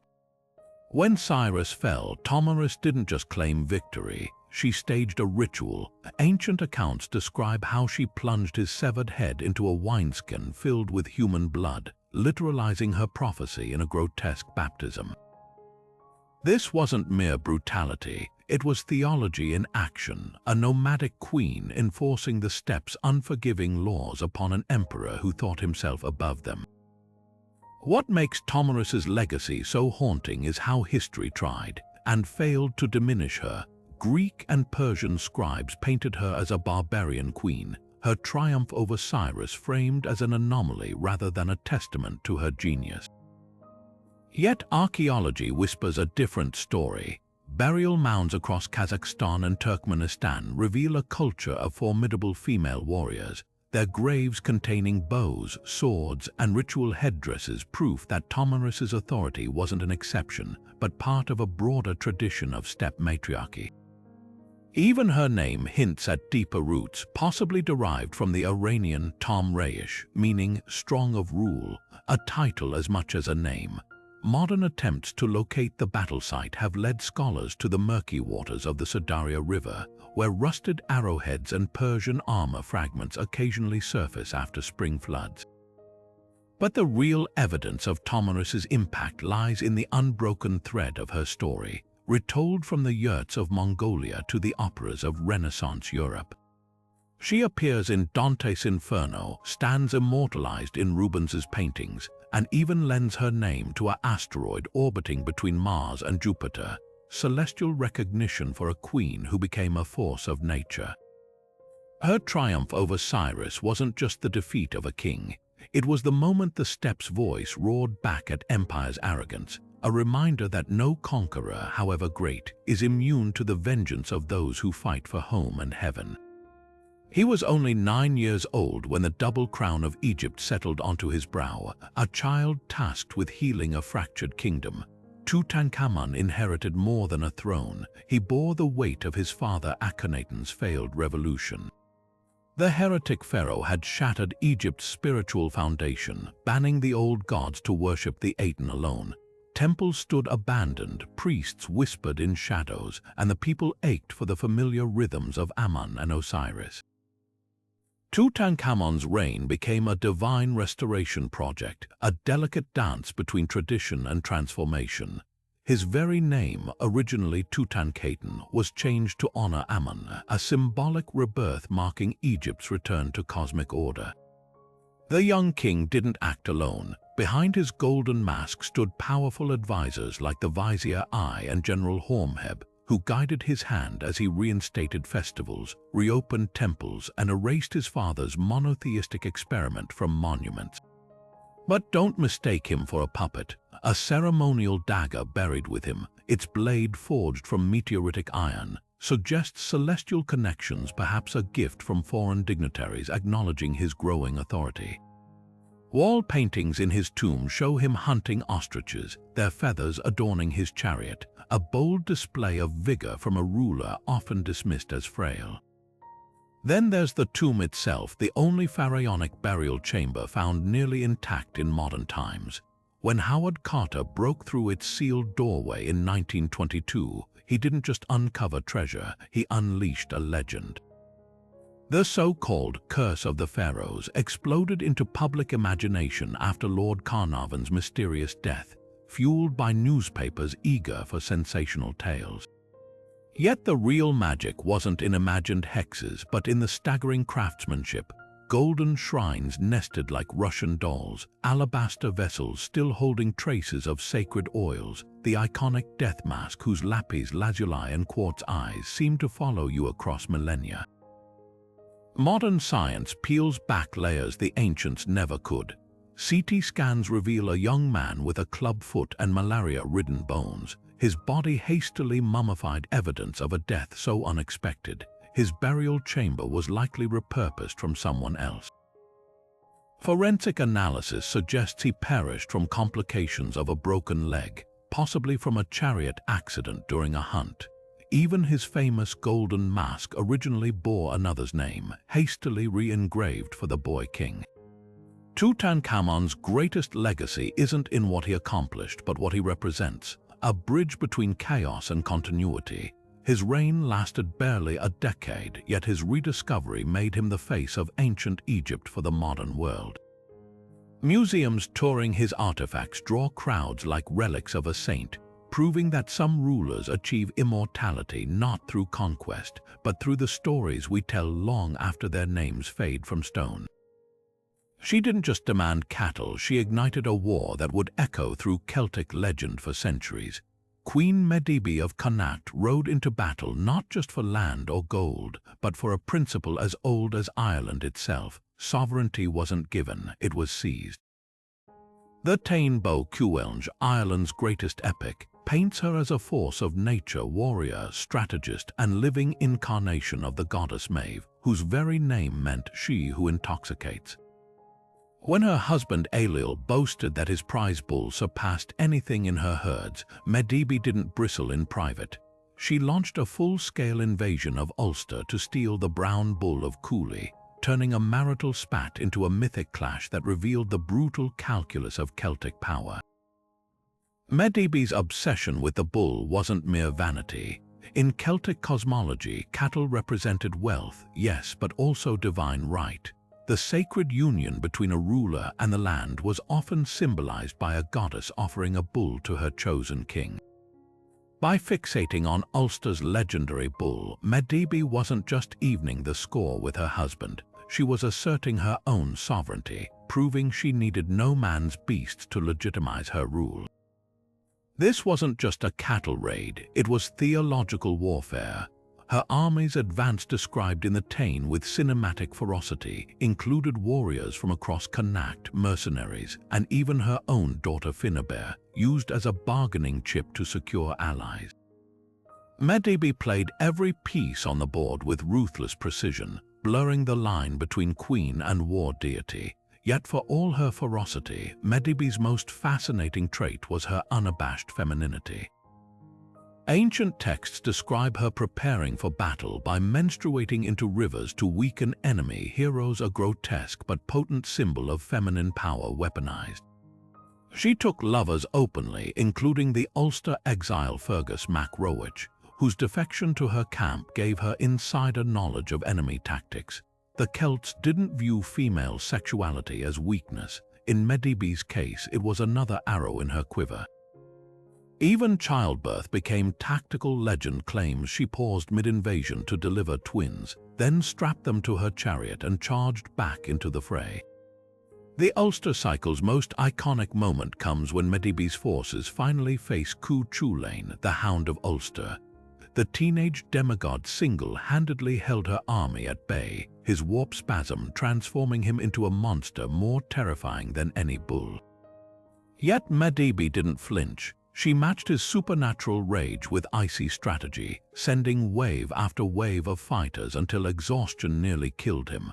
Their duel of wills, hers tactical, his primal, became a metaphor for Connacht's struggle against Ulster's warriors. In the end, she got her bull only for the beasts to gore each other to death, their carcasses littering the landscape like a twisted punchline from the gods. Archaeology hints at the real woman behind the myth. Rathcrogan in County Roscommon, Medebi's alleged capital, boasts a cave called Owen Agat, the Cave of Cats, a portal to the otherworld where she was said to receive prophecies. Excavations reveal Iron Age feasting halls large enough to host her legendary assemblies, and ritual deposits of weapons that mirror the Táin's descriptions of her armories. Most telling are the bog bodies found along ancient tribal borders, victims of ceremonial killings that may have inspired the Táin's graphic battle scenes. Medebi's legacy endures not because she won Ulster's resistance, ultimately forced a stalemate, but because she refused to be anything less than equal. Later Christian scribes, uncomfortable with her sexuality, painted her as a cautionary tale. But in Irish folklore, she remains the archetype of Flathia's sovereignty incarnate, a reminder that true power doesn't bow to expectations. Even now, walking the rolling hills of Connacht, you might hear locals whisper that on certain nights, the wind carries the clatter of chariot wheels and a woman's laughter, daring the world to challenge her again. The cliffs of Thermopylae echoed with the clash of bronze and the defiant roar of 300 men, but only one voice carried the weight of a demigod's bloodline. King Leonidas of Sparta didn't just stand against the Persian horde, he embodied the violent grace of his ancestor Heracles, the lion skin-clad hero who once bent the will of gods to his mortal hands. This wasn't mere genealogy, it was divine muscle memory, a lineage that turned the Spartan king into something more than a strategist or warrior. When he chose the narrow pass for his last stand, he wasn't just exploiting terrain. He was reenacting Hercules' labors on a battlefield, facing impossible odds with the same mythic defiance. Leonidas's connection to Heracles wasn't just ceremonial. Spartan kingship demanded proof of celestial pedigree, traced through the Akkad dynasty back to Hercules himself. Every time Leonidas lifted his spear, he wielded it as both weapon and birthright, the ghost of the Nemean lion's slayer whispering in his ear. The Persians under Xerxes, for all their numbers, couldn't comprehend what they faced. A man who believed himself the heir to a god's strength, leading warriors raised on stories where death in battle was the sweetest hymn a Spartan could sing.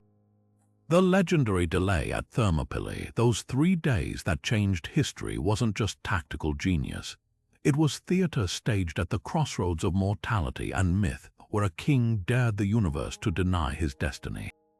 Yet the most fascinating layer of Leonidas's legend isn't the battle itself, but how Sparta weaponized his death.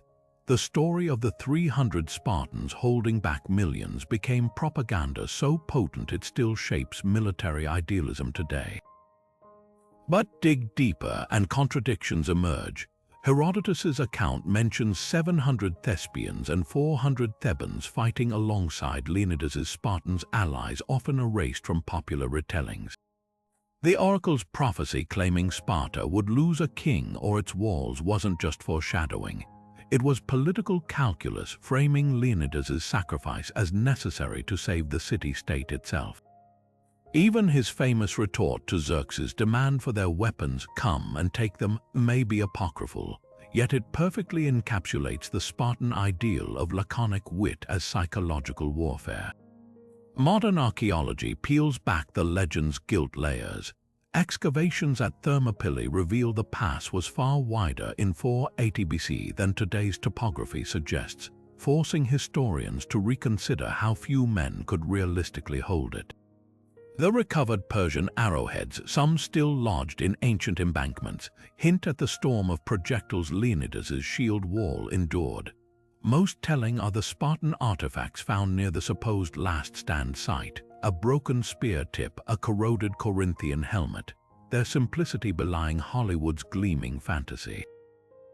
The real power of Leonidas's story lies not in historical accuracy, but in how a flawed, aging king, he was likely near 60 at Thermopylae, became immortal by embracing the one narrative Spartans understood best. That glory isn't measured in years, but in the moments when a man stands between the wolf and the flock and chooses to become the mountain. Perhaps the ultimate irony is that Leonidas, for all his Heraclean blood, achieved his greatest victory in defeat. Persia won the battle, but Sparta won the story, and stories, as any descendant of Hercules knew, outlast empires. When the modern Olympic torch lights in Greece, its flame still traces the path runners once took from Leonidas's tomb to Sparta, a 3,000-year-old relay of remembrance. The king who fell at Thermopylae didn't just defend a pass, he cemented the Spartan brand so indelibly that even now, his name conjures images of crimson cloaks and snarled defiance, a mortal who walked so deep into myth we can't tell where the man ends and the legend begins. The desert winds carried whispers of a queen so wise, even kings would travel weeks just to hear her speak. Megdal of Sheba arrived in Jerusalem not as a supplicant, but as an equal, her caravan laden with frankincense, gold, and riddles designed to test the famed wisdom of King Solomon. The biblical account in 1 Kings describes their meeting as a battle of intellects rather than swords, where the queen posed enigmatic questions about governance, justice, and the natural world. But Ethiopian tradition paints an even richer tapestry. The Kebra Nagast, their ancient national epic, claims Megdal didn't just visit Solomon. She conceived a child with him, birthing a lineage that would rule Aksum for nearly 3,000 years. What makes Megdal's story extraordinary isn't just the political alliance, but the spiritual dimensions woven through it. Sheba wasn't merely a wealthy kingdom. It was a crossroads of divine knowledge where African, Arabian, and Judaic traditions converged. The queen's famed wisdom, described in the Quran as something great, may have stemmed from her people's mastery of celestial navigation and trade routes that stretched from the Horn of Africa to the Indus Valley. When she questioned Solomon about the nature of time or the language of birds, these weren't abstract musings. They reflected the sophisticated scientific traditions of a civilization that tracked monsoons by starlight and extracted medicine from rare desert plants. The Kebra Nagast adds a startling twist. During her stay, Solomon tricked Megdal into sharing his bed by serving her spicy food and restricting water until she agreed to take nothing except what he offered. This controversial episode, often sanitized in retellings, reveals the complex interplay of power and gender in ancient diplomacy. Yet the text insists their union was divinely ordained, producing Menelik I, who would later travel to Jerusalem as a young man and return with the Ark of the Covenant, according to Ethiopian belief, still housed in Aksum's Church of Our Lady Mary of Zion. Modern archaeology lends fragments of credence to these legends. The ruins of Marib in Yemen and the ancient stelae fields of Ethiopia both claim to be Sheba's heartland, with inscriptions referencing South Arabian queens who controlled the frankincense trade. A recently deciphered Sabaean altar inscription mentions a Mukarib high priestess queen contemporary with Solomon's reign. Most compelling is the discovery of pre-Aksumite artifacts near Lake Tonna, gold rings bearing motifs eerily similar to Phoenician designs Solomon's artisans used, suggesting cultural exchange long before recorded history. Megdal's legacy transcends borders and faiths. To Yemenis, she's Bilqis, the sun-worshipping queen who converted to Solomon's god. To Eritreans, she's the mother of coastal trade empires. But in Ethiopia, she's the matriarch of a sacred dynasty, her bloodline enduring through Emperor Haile Selassie's overthrow in 1974.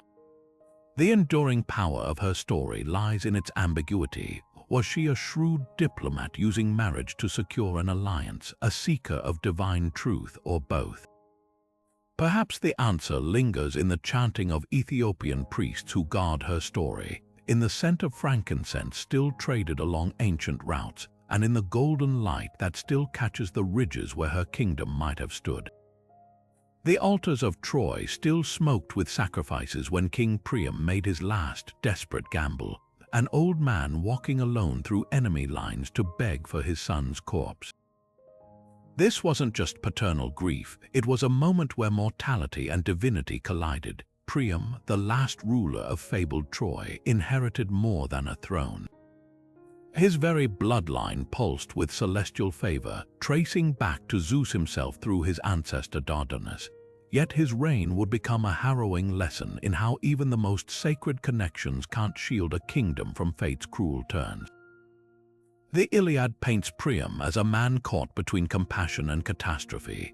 Unlike the warrior kings of Greece, he ruled through diplomacy and piety, presiding over a city where Apollo's golden laurels adorned the gates and Hector's valor seemed proof of divine protection.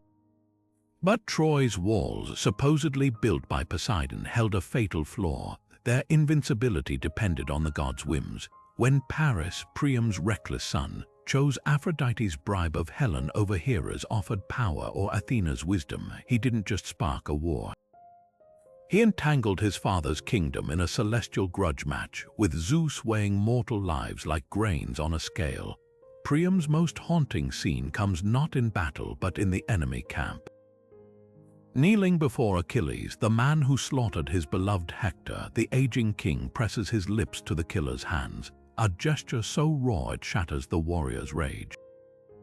Homer's description of the two weeping together, one for his son, the other for his father, reveals the human cost behind epic grandeur. In this moment, Priam's true power emerges, not as a strategist or fighter, but as a vessel of shared grief, bridging the divide between conqueror and conquered. Even the gods paused in their scheming to witness it, yet Troy's fall exposes the cruel irony of divine favor. Priam's lineage, once his strength, became a death warrant. As Greek forces breached the city, his youngest son Polites was butchered before his eyes, his own blood pooling around the altar where he'd once prayed to Zeus for protection. The image of Neoptolemus dragging the old king by his white hair to slay him on that very altar isn't just violence, it's sacrilege, a deliberate snarl in the face of celestial order. Modern excavations at Hisarlik, the likely site of ancient Troy, add chilling context. The charred layer known as Troy 7 shows signs of sudden destruction, collapsed walls, hastily buried bodies, and heirlooms smashed where they fell. But the most poignant artifact might be a small ivory statue of a mourning figure found near the citadel, its face worn smooth by time, or perhaps by the fingers of a grief-stricken king in his final hours. Priam's tragedy wasn't just losing a war, it was watching the gods turn their backs as the covenants of heaven burned with his city. His legend endures as a reminder that in the clash of mortals and immortals, even kings are just pawns, and the greatest power lies not in divine blood, but in the moments we reclaim our humanity from the jaws of destiny.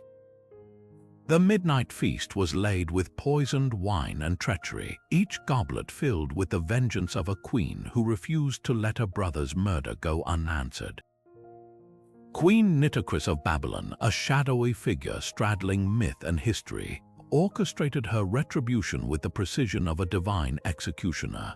According to Herodotus, when conspirators drowned her brother king in the Euphrates, she didn't merely hunt the culprits down. She invited them to a banquet in a subterranean hall beneath the palace, its hidden channels silently filling the chamber with river water as her enemies drank themselves into oblivion. By dawn, the very river that had swallowed her brother had claimed his killers, a poetic symmetry so perfect it feels scripted by the gods themselves. But who was this queen whose legend drips with such calculated fury? Ancient sources paint conflicting portraits. Berossus, a Babylonian priest-historian, lists her as the only female ruler in Nebuchadnezzar's dynasty, a woman who reinforced the city's defenses and diverted the Euphrates to baffle invaders. Yet Herodotus casts her as a widow ruling centuries earlier, her engineering genius manifesting in bridges and dams rather than watery tombs. This discrepancy isn't just a quirk of chronology. It exposes how Nitocris became a canvas for cultural anxieties about female power. To the Greeks, she embodied the dangerous cleverness of Eastern queens. To Babylonians, she may have been a composite of royal women whose achievements were folded into one archetypal figure. The debate over her existence only deepens her mystique. No contemporary Babylonian records mention a queen named Nitocris, yet archaeological crumbs suggest a kernel of truth. The Ishtar Gates bricks bear the names of powerful royal women, and cuneiform tablets reference female administrators wielding surprising authority. Could Nitocris be a distorted memory of one such figure? The famed hanging gardens, sometimes attributed to her, further blur the line.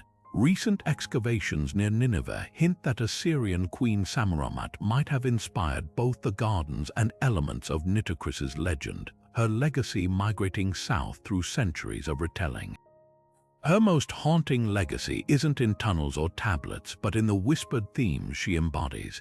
The flooded banquet hall echoes Mesopotamian flood myths, where gods cleanse corruption with water. Her revenge mirrors Ishtar's descent into the underworld, turning the tools of her enemies against them. Even her supposed suicide, some versions claim she threw herself into a chamber of ashes to evade capture, resonates with the fate of tragic queens from Dido to Cleopatra. Perhaps Nitocris's greatest trick was vanishing into the cracks of history while her legend grew. Like the phantom rivers she allegedly engineered, her story slips through our grasp, leaving only ripples of doubt and fascination. Whether she was a real ruler misremembered, a divine avatar of justice, or pure poetic invention, her tale endures as a warning. Cross a queen at your peril, for her vengeance won't come with a sword. It will arrive disguised as a gift poured into your cup by her own steady hand. The laws of Sparta didn't emerge from debate or compromise. They were carved into the collective consciousness by a man who vanished into legend, leaving behind a society that worshipped discipline as divine. Lycurgus wasn't just a king, he was a spectral architect, a figure so shrouded in mystery that ancient historians couldn't agree whether he was a mortal reformer or a god in mortal guise. According to tradition, he received his mandate directly from the Oracle of Delphi, her words burning with celestial authority. Love of wealth and nothing else will ruin Sparta unless you prevent it. What followed wasn't merely legislation, but a total reinvention of human nature itself, forging a civilization where individual desire bowed to the iron will of the state. Lycurgus's reforms read like a manifesto from another world. He abolished gold and silver currency, replacing it with heavy iron bars to cripple hoarding. He instituted the agoge, a brutal training system that turned boys into warriors by starving them just enough to master theft, flogging them to endure pain, and isolating them to cultivate loyalty only to Sparta. Even meals became communal rituals where the infamous black broth, a vile stew so repulsive that foreign visitors allegedly gagged, served as a test of endurance. But the most radical act wasn't his austerity, it was his abdication. After binding Sparta to his laws with an oath that they remain unchanged until his return, Lycurgus deliberately starved himself to death, ensuring he'd never come back and thus rendering his constitution eternal. The genius of Lycurgus's system lay in its divine veneer. By attributing his laws to Apollo's oracle, he elevated them beyond mortal critique. Spartans didn't debate policy, they obeyed rhythms set by gods, their lives synchronized like the relentless marching of hoplites. Philosophers like Plato and Aristotle later dissected his legacy with awe, seeing in Sparta a chilling yet captivating experiment, a society that achieved unparalleled military cohesion by sacrificing personal freedom at the altar of collective strength. The irony is profound. A man who erased his own tomb became immortal through the machine he built, his absence more powerful than any statue. Archaeology whispers contradictions to the legend. Excavations at Sparta reveal luxury goods imported from across the Mediterranean, suggesting the austere facade hid calculated hypocrisy. Even the agoge, often romanticized, may have been less about creating perfect warriors and more about controlling an enslaved Helot population through terror. Lycurgus's greatest trick wasn't his laws, it was convincing generations that his vision was perfect, immutable, and divine. In the end, his ghost proved stronger than steel.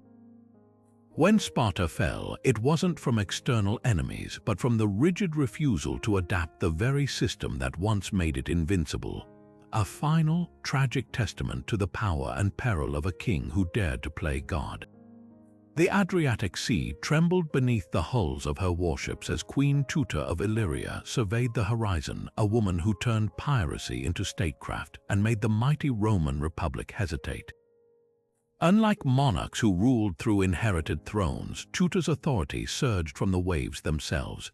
When her husband Agron died suddenly after a victory celebration in 231 BC, the Illyrian tribes didn't crown a distant male relative.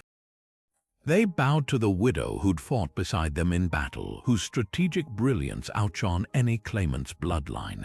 This wasn't just a political transition, it was a sacred transference of power blessed by the sea gods her people worshipped. Ancient Illyrians believed their rulers derived authority from divine forces governing the waters, and Tuta didn't just command fleets, she embodied the tempestuous spirit of the Adriatic itself. Rome first underestimated her as a temporary figurehead until her corsairs began sinking their grain ships with terrifying efficiency. For Tuta, piracy wasn't criminal, it was cultural. Illyrian coastal cities like Rhizon and Scodra thrived on naval raids, their economies woven into the same fabric as their religious rites. When Roman envoys demanded she curb her captains, she famously replied that piracy was the lawful custom of our ancestors, as vital to Illyria as farming was to Rome. One ambassador's arrogant threat earned him a place in legend. Tuta had him thrown overboard, either drowned or set adrift depending on the account, his robes tangling like sails as he vanished beneath the waves.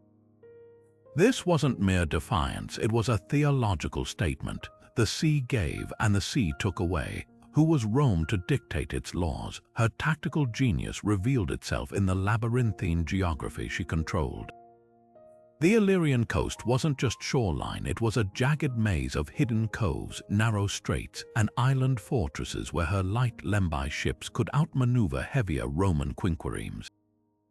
Like chess pieces on liquid squares, her captains would feign retreat only to lure enemies into channels where submerged rocks tore their hulls apart.